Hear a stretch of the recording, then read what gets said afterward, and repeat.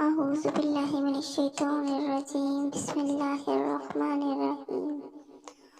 اللهم صل على محمد وعلى آل محمد كما صليت على إبراهيم وعلى آل إبراهيم إنك حميد مجيد.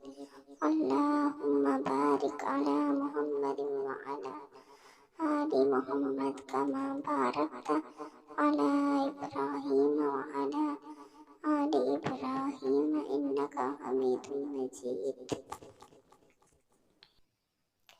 جھوٹ سے نفرت۔ ایک دن علامہ ابن قیم ایک درخت کے نیچے بیٹھے ہوئے تھے۔ انہوں نے ایک چیونٹی کو دیکھا جو ایک ٹڈی کے پر کے پاس آئی اور اس کو اٹھا کر لے جانے کی کوشش کرنے لگی، مگر نہیں لے جا سکی۔ کئی بار کوشش کرنے کے بعد اپنے کیمپ کی طرف دوڑی۔ تھوڑی ہی دیر میں وہاں سے چیونٹیوں کی ایک فوج لے کر نمودار ہوئی اور ان کو لے کر اس جگہ آ گئی جہاں پر ملا تھا۔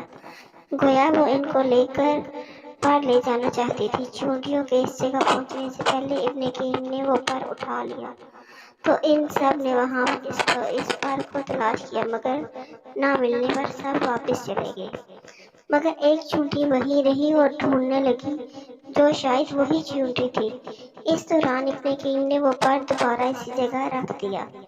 جبکہ اس چیونٹی کو دوبارہ وہیں پر مل گیا تو وہ ایک بار پھر دوڑ کر اپنے کیمپ میں چلی گئی اور پہلے کے مقابلے میں زیادہ دیر کے بعد پہلے کے مقابلے میں کچھ کم چیونٹیوں کو لے کر آئی۔ گویا زیادہ تر نے اس کی بات کا یقین نہیں کیا۔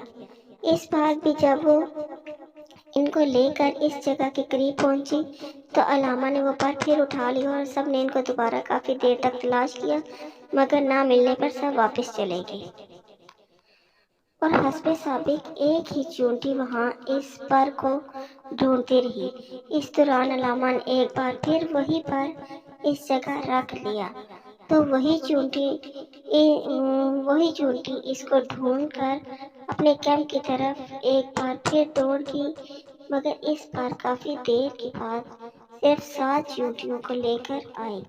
تب ابن قیم نے اس پر کو پھر اٹھا لیا اور چیونٹیوں نے کافی دیر تک اس کو تلاش کیا اور نہ ملنے پر غصے سے اس چیونٹی پر حملہ آور ہوئی، اس کو ٹکڑے ٹکڑے کر کے رکھ دیا۔ گویا وہ جھوٹ بولنے پر اس سے ناراض ہو گئے تھے۔ تب ابن قیم نے وہ پر ان چیونٹیوں کے درمیان رکھ دیا۔ جو ہی ان کو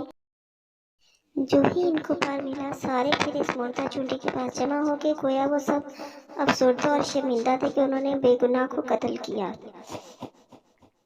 ابن قیم کہتا ہے کہ یہ سب دیکھ کر مجھے بہت افسوس ہوا اور میں نے جا کر یہ واقعہ عبدالعباس ابن تیمیہ رحمۃ اللہ کو بتایا۔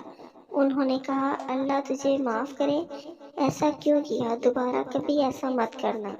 سبحان اللہ۔ جھوٹ سے نفرت فطرت کا حصہ ہے۔ کیڑے مکوڑے بھی جھوٹ سے نفرت کرتے ہیں اور قوم سے جھوٹ بولنے پر سزائے موت دیتے ہیں۔